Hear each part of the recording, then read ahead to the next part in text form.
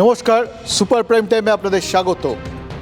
2024-এ কী হতে চলেছে, শাসক শিবির তারা কতটা আত্মবিশ্বাসী, বিরোধীরা তারাই বা কতটা একজোট, সারা দেশের হিসেবটা ঠিক কীরকম, এই প্রশ্নগুলোর উত্তর খানিকটা মিলবে আগামী 18ই জুলাই।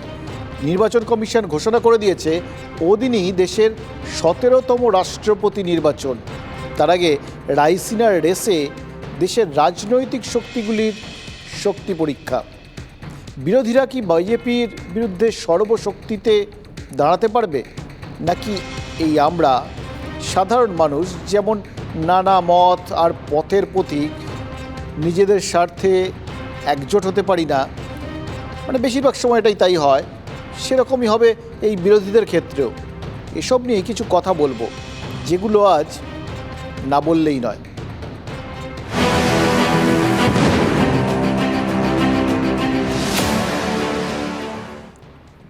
দিল্লির পাওয়ার করিডোরের খবর, এই মুহূর্তে যা পরিস্থিতি তাতে রামনাথ কোবিন্দের আরেকবার রাইসিনায় ফেরার সম্ভাবনা বেশ ক্ষীণ।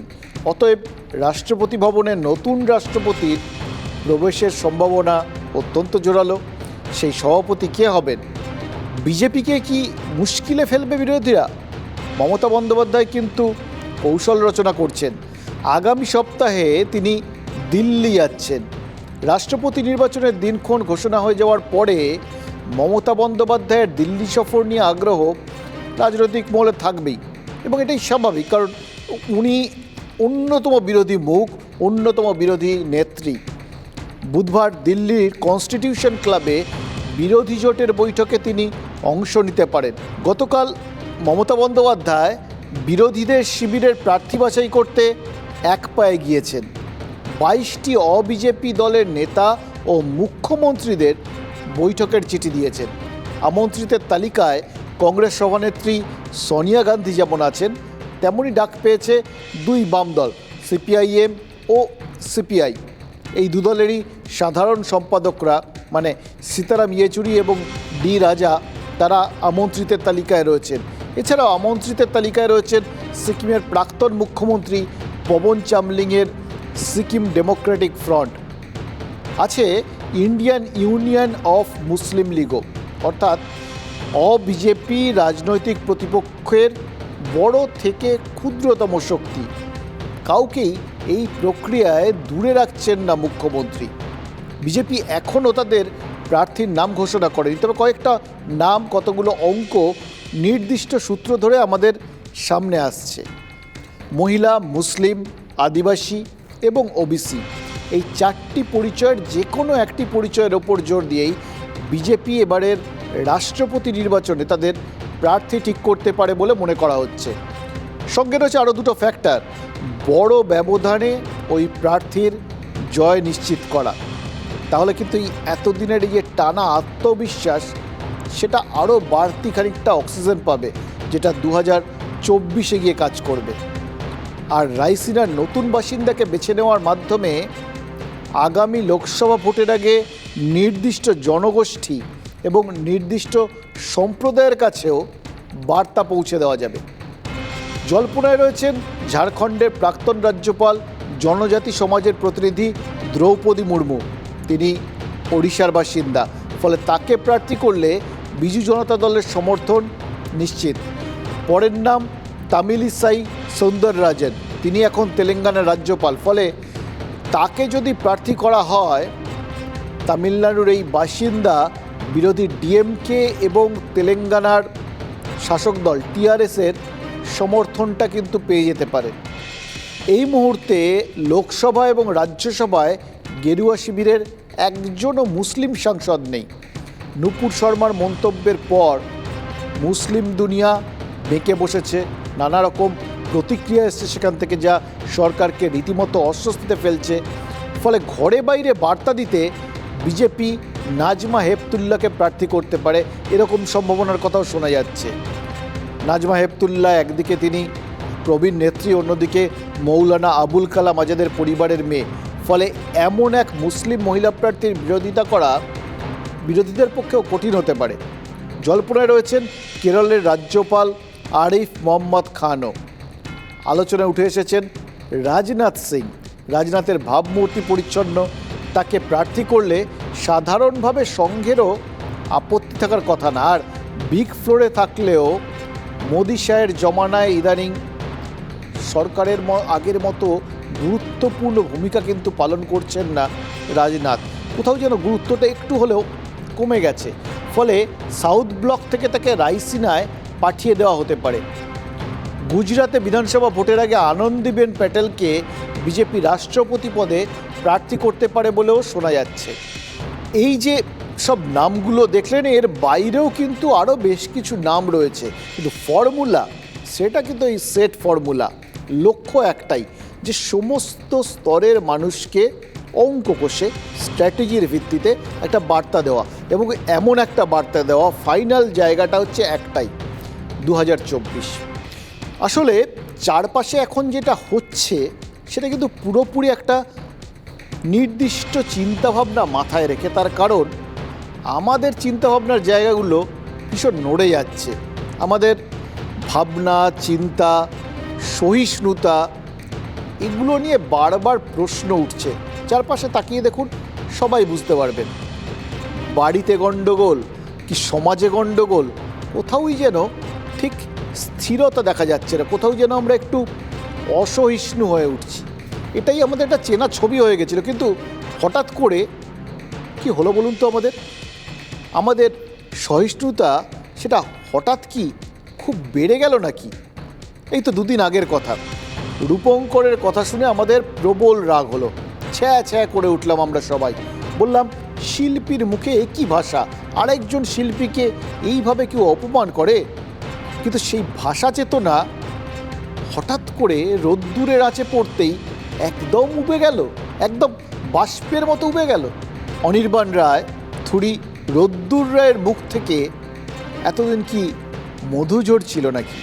আসলে সোশ্যাল মিডিয়ার সঙ্গে আমাদের সম্পর্কটা অনেকটা ওই সাপ সিঁড়ি লুডোর মতো। এই পুটে পুটে এগোচ্ছে বেশ, এই বেমক্কা ছন্দপতন, সুর তাল কেটে সে এক বিশ্রী ব্যাপার।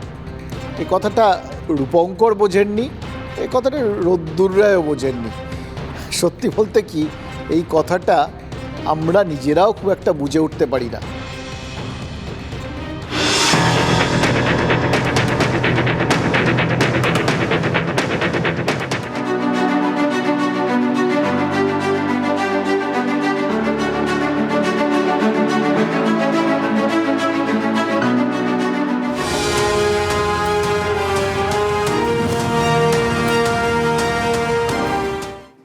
দেখুন, ভারতের সংবিধান আমাদের বাক স্বাধীনতার অধিকার, মানে ফ্রিডম অফ স্পিচ দিয়েছে, কিন্তু তা বলে কি যাকে তাকে যা খুশি তাই বলে যাওয়া যায় নাকি?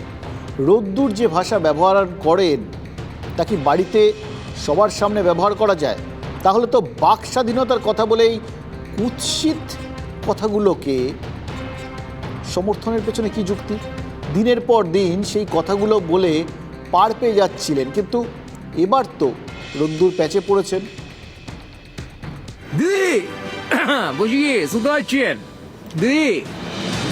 রোদ্দুর রায় অনেক দিন হলো সোশ্যাল মিডিয়ায় আলো ছড়াচ্ছেন রোদ্দুর। তবে সেই আলোর পাশেই চমচমাট অন্ধকার। ইউটিউবার রোদ্দুরের কন্টেন্টে কখনো গান, কখনো কথা,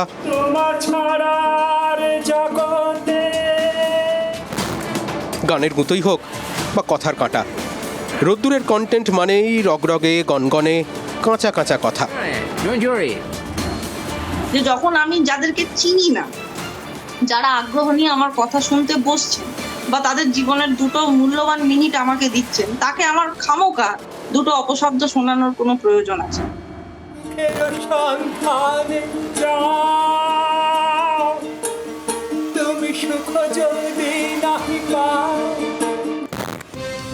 রোদ্দুর রায় রবীন্দ্রনাথ ঠাকুরকেও ছেড়ে কথা বলেননি। রবীন্দ্রসঙ্গীতকে বিকৃত করেছেন। সেই বিকৃত গানের কলি পিঠে লিখে বসন্তোৎসবে মেতেছিলেন জনকয়েক পড়ুয়া। রবীন্দ্রভারতের ক্যাম্পাসে সেই উৎকট গানের সঙ্গে তারা নেচেও ছিলেন। এই সংস্কৃতি অথবা অপসংস্কৃতি দীর্ঘদিন ধরেই ছড়াচ্ছেন রোদ্দুর রায়। এটা কি সমর্থনযোগ্য? ভিডিও তো আমরা দেখতেও পাচ্ছি, শুধু তো কানে শোনার ব্যাপার নেই। সেখানে যদি আমি একটা কোনো খারাপ ইঙ্গিত দেখিয়ে দিই বা কোনো খারাপ ধরনের একটা কি বলবো পজিশন বা একটা খারাপ অঙ্গভঙ্গি, সেটাও তো ডেফিনেটলি সেম একই দিকে যায়।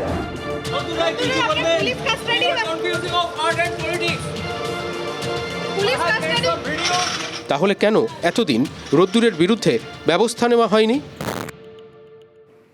রাজ্যের মুখ্যমন্ত্রী, মন্ত্রী এবং সাংসদদের নিয়ে অকথা কুকথা বলার পর রোদ্দুর গ্রেফতার হয়েছেন, পুলিশ হেফাজতে রয়েছেন, উস্কানি প্ররোচনার ধারাসহ একাধিক অভিযোগ রয়েছে তার বিরুদ্ধে। সেই রোদ্দুরের গ্রেফতারির পর কেন রাজ্য সরকার বা পুলিশের সমালোচনা হচ্ছে? যেসব ধারাতে তার বিরুদ্ধে কেস দেওয়া হয়েছে তাই নিয়ে বিতর্ক থাকতেই পারে, কিন্তু একথা কি অস্বীকার করা যায়? দিনের পর দিন এভাবে এমন সব বাজে কথা বলে পার পাওয়া যায় না। এপিডিআর এর উদ্দেশ্যে কেন, কারো উদ্দেশ্যেই কোনো অশালীন ভাষা ব্যবহারের আমরা পক্ষপাতী নই। তার এই যে অশালীন ভাষা ব্যবহারকে আমরা কখনোই সমর্থন করি না, কিন্তু আমরা এটা মনে করি যে এর সমাধান পুলিশ নয়, জেল নয়। এটাকে পুলিশ দিয়ে রাষ্ট্রের ক্ষমতা দেখে, দম্ভ ক্ষমতাকে অপব্যবহার করে তাকে জেলে পুরে রেখে এর সমাধানের যে চেষ্টা করা, এটা হচ্ছে ফ্যাসিবাদী পথ। এই জায়গাটাতেই সমস্ত বিষয়টা একটা অন্য মোড় নিচ্ছে, জানেন তো। নতুন করে ভাবনা চিন্তা করতে হচ্ছে। আচ্ছা, এই যে আমাদের সংস্কৃতি, আমাদের ভাষা, এটা তো একটা বহমান জিনিস। প্রতি মুহূর্তে সময়ের সঙ্গে সঙ্গে সেটা রূপ বদলায়। আজ যেটা শ্লীল, কাল সেটা অশ্লীল হবে না, এটা যেমন কেউ বলতে পারে না, ঠিক সেই একই রকমভাবে আজ যেটা অশ্লীল, কাল সেটা শ্লীল হবে না, সেটাই বা কে বলতে পারে? এই রোদ্দুর রায়রা তো এটাই বলেন যে তারা একটা গবেষণার মধ্যে রয়েছেন ভাষা নিয়ে, মানুষ নিয়ে। যদিও গোটা বিষয়টার পেছনে আরও একটা জিনিস রয়েছে যেটা আড়ালে চলে যায়, হঠাৎ করে কেউ ভাবে না বা সব সময় সেই ভাবনার মধ্যে সেটা আসেও না, কারণ আমরা ব্যস্ত থাকি তাদের কথা শুনতে, তাদের মুখভঙ্গি দেখতে, তাদের ভাষা চর্চা করতে। সেটা হচ্ছে যে এই ধরনের জিনিসগুলো সবকটাই তো সোশ্যাল মিডিয়া নির্ভর। সেখানে যত বেশি এরকম কথা বলা যায় তত বেশি লোকে দেখে, যত বেশি লোক দেখে ততই ভাইরাল, আর ভিডিও যতই ভাইরাল ততই কিন্তু বেশি রোজগার। এটা কিন্তু কোনোভাবেই ফেলে দেওয়া যায় না, এবং এর জন্যই যে বহু লোক সোশ্যাল মিডিয়াকে কাজে লাগিয়ে বিভিন্ন রকমভাবে, মানে যেটা সাধারণত মানুষ বলতে চায় না প্রকাশ্যে বা যেটা বলতে সাহস পায় না, সেটাই বলে চলেছে। সেটার পেছনে সমাজ ভাবনা, চেতনা, প্রতিবাদ, এই বিষয়গুলো কতটা রয়েছে সেটা বিতর্কের বিষয়, কিন্তু তার সঙ্গে যে পকেটের প্রশ্নটা আছে এটাকে কিন্তু কোনোভাবেই উড়িয়ে দেওয়া যায় না। আর সেটার সঙ্গে সঙ্গে আরেকটা, ওই যে প্রতিবাদের কথা বললাম, সেটা মাথায় আসতেই আরেকটা বিষয় মনে হচ্ছে, এই যে লোকের এই প্রতিক্রিয়া, এটাও কিন্তু উড়িয়ে দেওয়ার মতো নয়। লোকে জানেন যে এই কথাগুলো প্রকাশ্যে বলা যায় না, কিন্তু তারপরেও তার সমর্থনে এত লোক মুখ খুলছেন। তাহলে কি নেতাদের ওপরই মানুষ তিতিবিরক্ত, এতটাই বিরক্ত যে তাদের গালিগালাজ করলেও লোকে সমর্থন করছে?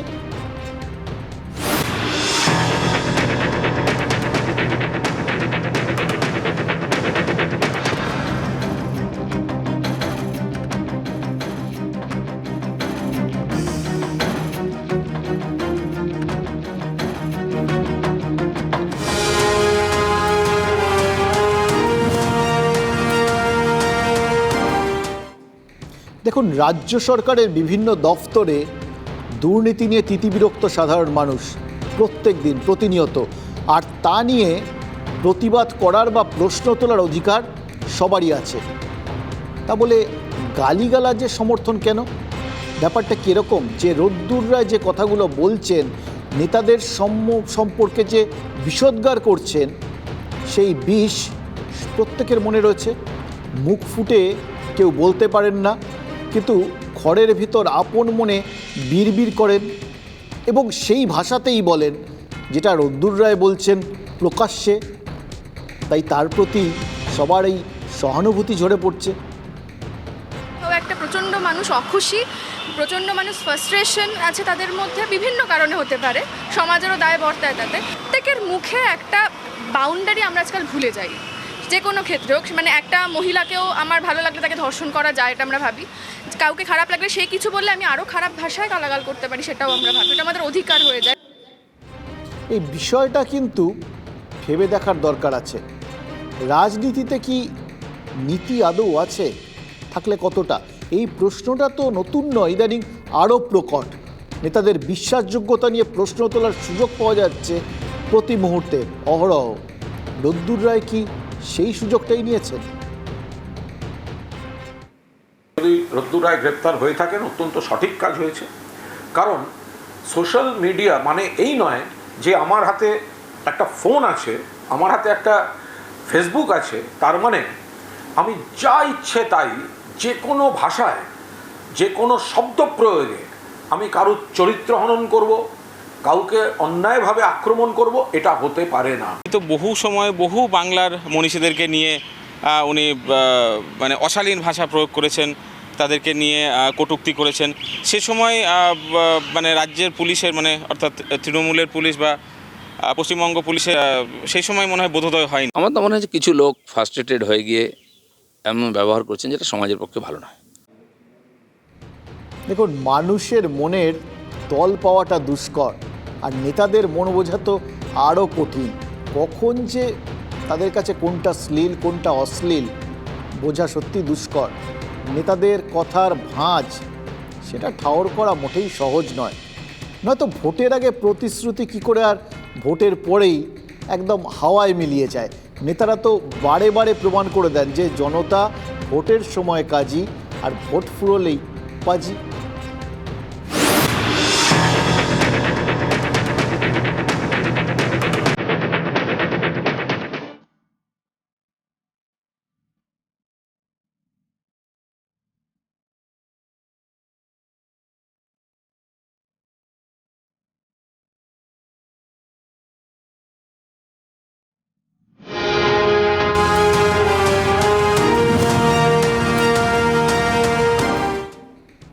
সব দেখে শুনে একটা কথা কিন্তু মনে হচ্ছে, আমাদের মানসিকতার একটা দিক ক্রমশ পরিষ্কার হয়ে যাচ্ছে।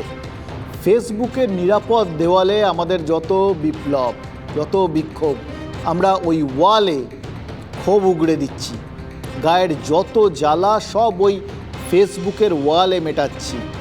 কেকের মৃত্যুর আগে রূপঙ্কর যেমন ফেসবুককে বেছে নিয়েছিলেন, তেমনি কেকের মৃত্যুর পর রূপঙ্করের বিরোধিতায় ওই ফেসবুককেই বেছে নিয়েছেন অসংখ্য মানুষ। আড়ালে থেকে কাজ হাসিল করার এর থেকে বড় প্ল্যাটফর্ম তো আর কিছু নেই। মুখে মুখে যারা জগৎ উদ্ধার করেন তাদের এই মানসিকতা কতটা সমর্থনযোগ্য? যে ধরনের ব্যক্তিত্ব, মানসিকতা, ভাবনা এইসবের প্রয়োজন এখনকার সমাজে দাঁড়িয়ে অধিকাংশ মানুষেরই সেটা নেই। যে ধরনের সহনশীলতা লাগে, যে ধরনের একসাথে কাজ করার জন্যে শুভ উদ্যোগ, বুদ্ধি, পরিশ্রম লাগে, এই সমস্ত কিছুই ফেসবুকে ওপিনিয়ন দেওয়ার ক্ষেত্রে লাগে না। ফেসবুকের বিপ্লবটা একদিকে বেশ সুবিধাজনক, বুঝলেন তো। রাগ মেটানো গেল, অথচ কোনো পরিশ্রম হলো না। না হলে প্রতিবাদ করার ইস্যু তো খুব কম নেই। এই যে হাজার হাজার চাকরি প্রার্থী দিন দিন রাস্তায় পড়ে মার খাচ্ছেন, আন্দোলন বিক্ষোভ করছেন, কই তাদের হয়তো কেউ রাস্তায় নেই। অবশ্য রাস্তায় নামতে গেলে মেরুদণ্ড লাগে। আড়াল সরিয়ে প্রকাশ্যে এসে দাঁড়ানোর সেই মেরুদণ্ড, সেটা সবার থাকে না। তারপরেও ধরুন প্রবল গরম চারপাশে, বিক্ষোভ টিক্ষোভ করলে পুলিশ আবার লাঠিটাঠি চালায়, কখনো কখনো জল কামানো চালায়।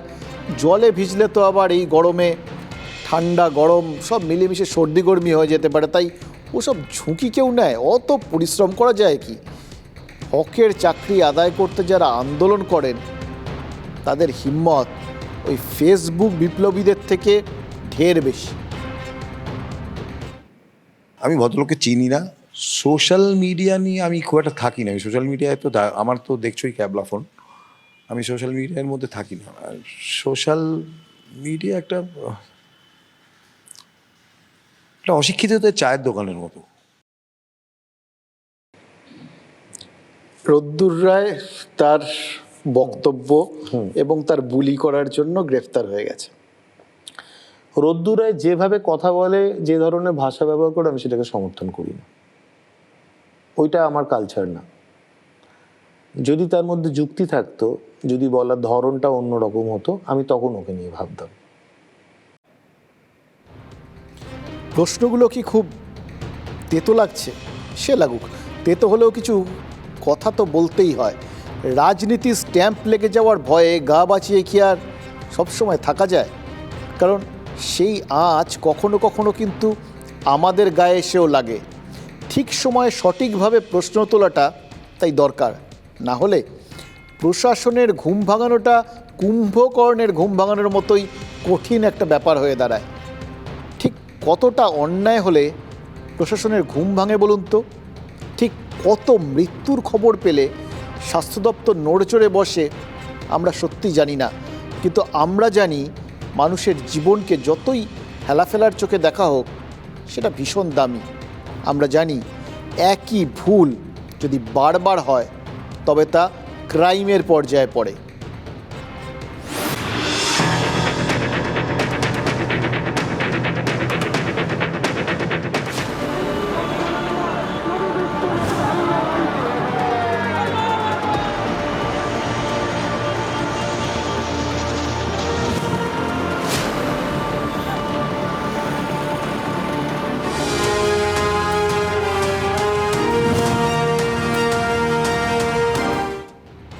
চিকিৎসার গাফিলতিতে শিশু মৃত্যুর অভিযোগ।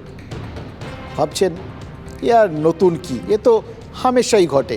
আমরা দিব্যি বিষয়গুলোর সঙ্গে মানিয়ে চলতে শিখে গেছি, আর তাই স্বাস্থ্যকর্তাদেরও টনক নড়ে না। জলপাইগুড়ির এক বেসরকারি হাসপাতালে ভয়ঙ্কর ঘটনা ঘটেছে। ফটোথেরাপি করার সময় অত্যধিক তাপে, মনে রাখবেন, অত্যধিক তাপে সদ্যজাত শিশুর মৃত্যু হয়েছে বলে অভিযোগ। সূত্রের খবর, ময়নাগুড়ির চূড়া ভাণ্ডারের বাসিন্দা সুজিত মণ্ডলের স্ত্রী দুদিন আগে ছেলের জন্ম দেন, সদ্যজাত জন্ডিস আক্রান্ত। তাই ফটোথেরাপি করা দরকার বলে জানান বেসরকারি হাসপাতাল কর্তৃপক্ষ। সেই মতো শিশুটির ফটোথেরাপি শুরু হয়। অভিযোগ, থেরাপি চলাকালীন অত্যধিক তাপে মৃত্যু হয় তার সদ্যজাতের। দুটা মাসি ছিল, আর শিশু ডাক্তার যে 4টায় ঢুকছে, এই দুইজনের ষড়যন্ত্র আছে। ওখানে হিটারে পুড়ে ফেলাচ্ছে আমার ছেলেটাকে। বেসরকারি হাসপাতাল কর্তৃপক্ষ অবশ্য এই অভিযোগ অস্বীকার করছেন। তাঁদের দাবি, চিকিৎসায় কোনো গাফিলতি ছিল না। গাফিলতির অভিযোগে পুলিশে অভিযোগ দায়ের করেছেন সন্তানহারা বাবা। ফটোথেরাপি করা হয় বডি ওয়ার্মারে। সদ্যজাতের শরীরে তাপমাত্রা নিয়ন্ত্রণ করতে ওয়ার্মারের ব্যবহার করা হয়। জলপাইগুড়ির বেসরকারি হাসপাতালে যে ঘটনা ঘটেছে তা কিন্তু নতুন নয়। 2015 সালের নভেম্বর মাসে কলকাতা মেডিকেল কলেজে ওয়ার্মারে পুড়ে 2 শিশুর মৃত্যু হয়। জলপাইগুড়ির ঘটনা প্রমাণ করছে তারপরে হুঁশ ফেরেনি। আমাদের সন্তানদের নিয়ে ছেলে খেলা যাতে না হয়, তেমন কি কিছু আমরা আদৌ করতে পেরেছি? কলকাতা মেডিকেল কলেজের মতো প্রথম সারির হাসপাতাল, সেখানেই ওয়ার্মারে পুড়ে মৃত্যু হয়েছিল 2 শিশুর। কারণ ওয়ার্মারের উত্তাপ যে বাড়ছে তা দেখার কেউ ছিল না। বিপদ যে ঘটতে পারে বুঝতে পেরেছিলেন 2 মা। বারবার ছুটে গিয়েছিলেন নার্স ও চিকিৎসকদের কাছে, কিন্তু কেউ সাড়া দেননি বলে অভিযোগ উঠেছিল। জলপাইগুড়ির সদ্যজাতের মতো ওই 2 শিশুরও জন্মের পরেই জন্ডিস ধরা পড়েছিল, রাখতে হয়েছিল ওয়ার্মারে। হৃদয়হীন স্বাস্থ্য পরিষেবার সেই ট্র্যাডিশনই কি সমানে চলছে? সন্তানহারা বাবা মাকে কি জবাব দেবে বলুন তো স্বাস্থ্য ভবন? জলপাইগুড়ির বেসরকারি হাসপাতালের বিরুদ্ধে অভিযোগ সত্যি হলে কি পদক্ষেপ করবেন স্বাস্থ্যকর্তারা? কলকাতা মেডিকেল কলেজে অসহ্য তাপমাত্রার সঙ্গে অসম লড়াইয়ে হার মেনেছিল ওই 2 ছোট্ট প্রাণ। এভাবে সন্তান হারানোর দায় কার? প্রাণ বাঁচাতে পরম ভরসায় সন্তানকে যে ডাক্তারবাবু নার্সদের হাতে তুলে দিয়েছিলেন বাবা মা, তারা এতটা হৃদয়হীন, এতটা দায়িত্বজ্ঞানহীন হতে পারে? এই প্রশ্নগুলো কলকাতা মেডিকেল কলেজের বিরুদ্ধে উঠেছিল। গাফিলতি থাকলে জলপাইগুড়ির অভিযুক্ত নার্সিংহোমের বিরুদ্ধেও এই একই প্রশ্ন ওঠা উচিত। আঙুল ওঠা উচিত আমাদের স্বাস্থ্য ব্যবস্থার গাফিলতির দিকে, আর সেটা আমাদের সম্মিলিতভাবে তোলা উচিত। প্রতিবাদ এবং প্রতিরোধ যদি সিলেক্টিভ হয়, তাহলে তার থেকে খারাপ কি কিছু হতে পারে? রাজনীতি আর বিতর্কের ছোঁয়াচ এড়িয়ে চলার মানসিকতাটা একটু বদলানো যায় না? চাকরির দাবিতে আন্দোলন হোক বা স্বাস্থ্যের বেহাল দশাই হোক, প্রশ্ন তোলার প্রয়োজন হলে কিন্তু তুলতেই হবে। শিরদাঁড়া সোজা রেখে অন্তত সেই কাজটা আমরা করে যেতে চাই।